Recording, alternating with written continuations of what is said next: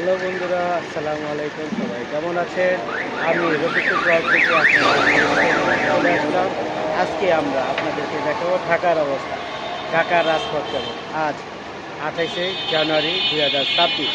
তো আমরা একটি বিশেষ কাজে এলিফ্যান্ট রোড মোতালে প্লাজায় যাব, বিশেষ একটি কাজে।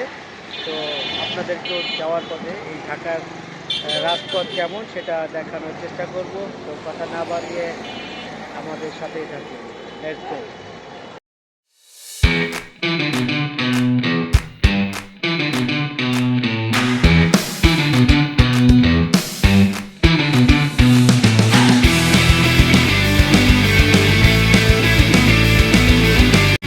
তো বন্ধুরা, কথা না বাড়ি আমরা এখন শুরু করলাম ঢাকার অন্যতম ব্যস্ত এলাকা জুরাইন পোস্তগোলা এলাকা থেকে শুরু করব আজকের রাইড।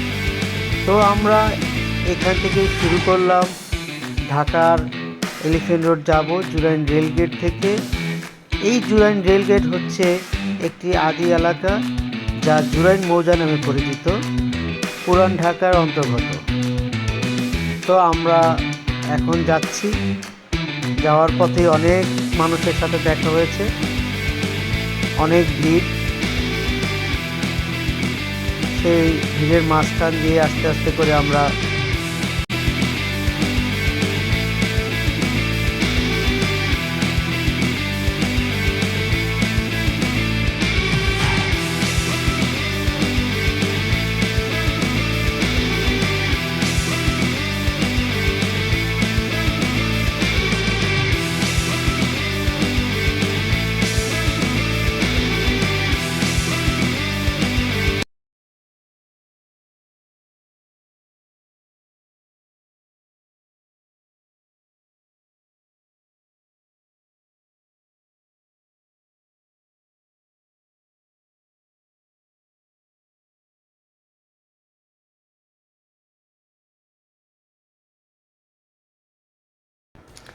আজকের পরিবেশটা খুব ঠান্ডা ছিল, রাস্তাটাও ছিল খুব ফাঁকা।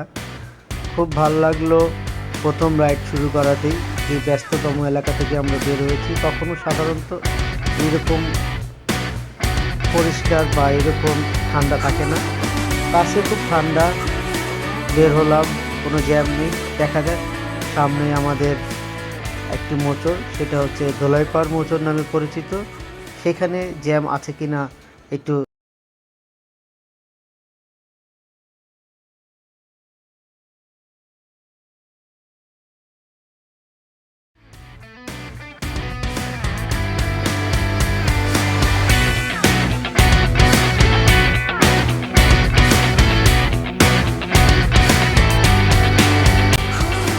এই হচ্ছে সেই বিখ্যাত ধোলাইপাড় মোচড়।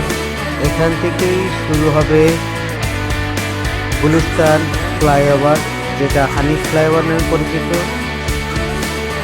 ধোলাইপাড় থেকে চাঙ্গাপুর যাওয়ার যে রাস্তা ফ্লাইওভার, আমরা এখনই টোল দেওয়া শুরু হোক। আমরা টোলের জন্য টোল দেওয়ার জন্য মোটরসাইকেল লেনে ঢুকে পড়েছি। সামনে অনেকগুলি গাড়ি আছে, তারপরে আমরা টোল দিয়ে হানিফ ফ্লাইওভার উপরে উঠছি।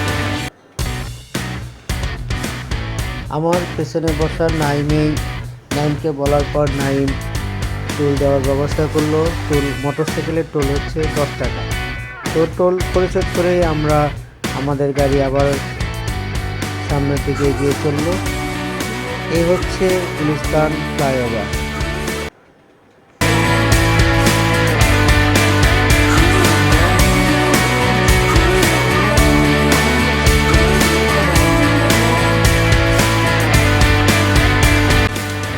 এই ফ্লাইওভারটির দিকে যখনই উপরে উঠি খুবই ভালো লাগে।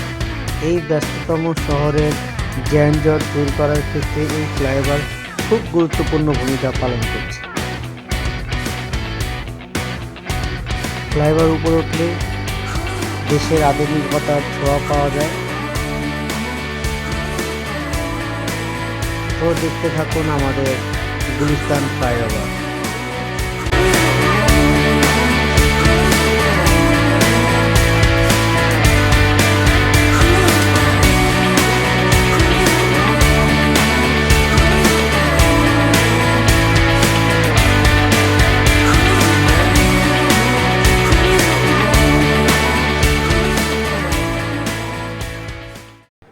বন্ধুরা, আপনারা যারা মোটরসাইকেল রাইড করেন আপনাদের কাছে বিশেষভাবে অনুরোধ থাকবে আপনারা অবশ্যই মোটরসাইকেল রাইড করার সময় হেলমেট পরিধান করবেন।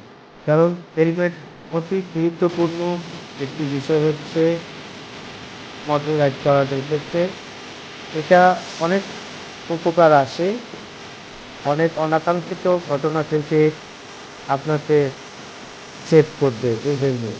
কিছুদিন আগেই আমার এরকম একটি ঘটনা ঘটেছিল যা হেলমেটের কারণে আমি রক্ষা পেয়েছি। যদি হেলমেট না থাকতো তাহলে হয়তোবা বড় ধরনের কোনো দুর্ঘটনা ঘটে যেতে পারতো। তাই আপনাদের সবাইকে বলবো আপনারা মোটরসাইকেল রাইড করার সময় অবশ্যই হেলমেট পরিধান করবেন।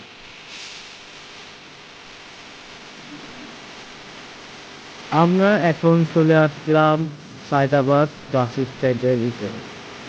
আমাদের ফ্লাইওভারের নিচেই আছে সায়দাবাদ বাস স্ট্যান্ড। তো এই যে আপনারা যে জ্যামটা দেখতে পাচ্ছেন এটা আসলে কোনো তার নিচেই কিছু ড্রাইভারের কারণে এখানে জ্যামের সৃষ্টি হয়, যাত্রী এখানে ওনার কারণে। ওই দেখতেই পাচ্ছেন রাস্তাটা পুরোটা ফাঁকা, কিন্তু সেখানে ছিল খুবই ক্লিয়ার। তো আবার আমরা সামনের দিকে এগিয়ে যাই, জ্যামের বাদ ভেঙে। এই যে সামনেই আবার নতুন করে জ্যাম শুরু হয়েছে। ইটাতলির মোড় থেকেই শুরু হয়ে গেছে জ্যাম। তো মোটরসাইকেল থাকলে মোটরসাইকেলের রাস্তার মাঝ বরাবর একটি লেন ফাঁকা থাকে, কিন্তু এই যে দেখতে পাচ্ছেন যে সিএনজি ভাইদের কারণে, ড্রাইভার ভাইদের কারণে মোটরসাইকেলগুলি মাঝ বরাবর যেতে পারে না। কারণ তাদের বামে অথবা ডানে যে কোনো একটা জায়গা দিয়ে তারা যেতে পারে। আর মাঝ বরাবর যেই জায়গাটুকু থাকে এই জায়গাটুকু দিয়েই কিন্তু মোটরসাইকেলগুলি খুব সহজেই যেতে পারে। কিন্তু না, এই সিএনজি চালক ভাইয়েরা এই মোটরসাইকেলগুলি আটকায় দেয়, তারা এই মাঝ বরাবর যাওয়ার চেষ্টা করে, যার কারণে অনেক জ্যাম লেগে থাকে। তো যারাই সিএনজি ভাই ব্রাদার যারাই আছেন, ড্রাইভার ভাইরা আছেন, আপনাদেরকে অনুরোধ করব আপনারা এই ফ্লাইওভারের মাঝ বরাবর দিয়ে গাড়ি চালাবেন না, তাহলে মোটরসাইকেল চলাচল করতে অনেক বেশি সমস্যা হয়।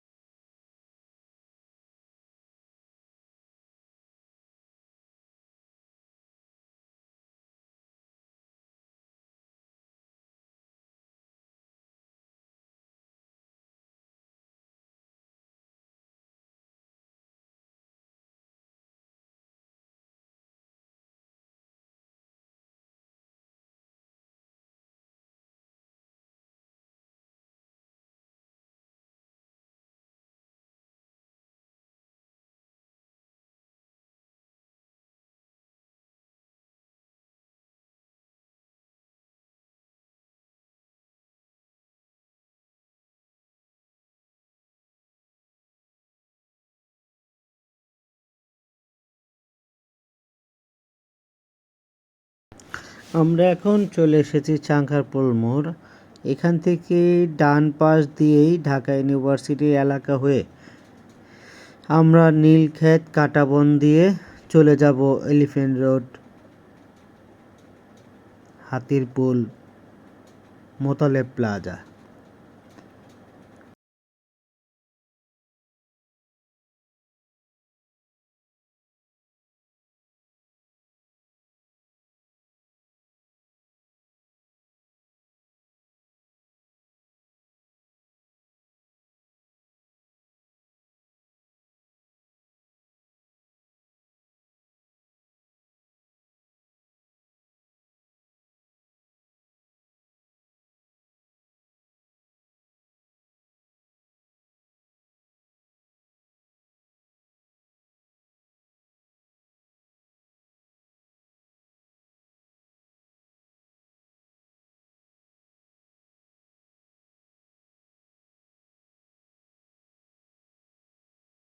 ঢাকা ইউনিভার্সিটি এলাকার মধ্যে ঢোকার পরে দূর থেকে একটি সুন্দর বিষয় আমার চোখে পড়ল, যা আপনাদেরকে দেখানোর জন্য আমিও গাড়িটা খুব জোরে জোরে টেনে গাড়ির সামনে গেলাম। এই যে দেখতে পাচ্ছেন শাটল বাস ওপেন, এটা ঢাকা ইউনিভার্সিটি স্টুডেন্ট এবং টিচারদের জন্য ব্যবস্থা করা হয়েছে, যা দেখে আমার কাছে খুবই ভালো লেগেছে।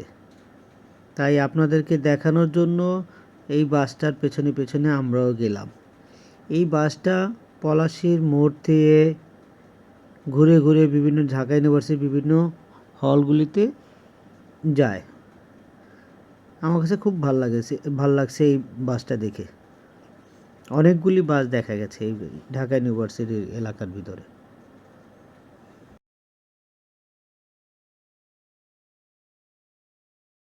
বন্ধুরা, কথা বলতে বলতে আমরাও আবার চলে আসলাম এখন টিএসির মোড়, ঢাকা ইউনিভার্সিটির এলাকা। তো এইখানেও দেখা যাচ্ছে রিস্কার খুব দৌরত্ব, খুবই ভাল লাগে এই ঢাকা শহরের ঢাকা ইউনিভার্সিটির এই টিএসি চত্বর। বাম পাশেই আছে রোকেয়া হল, ডান পাশেই অপরাজয় বাংলা। খুব ভালো, পরিবেশটা খুব সুন্দর ঢাকা ইউনিভার্সিটির এলাকাটা।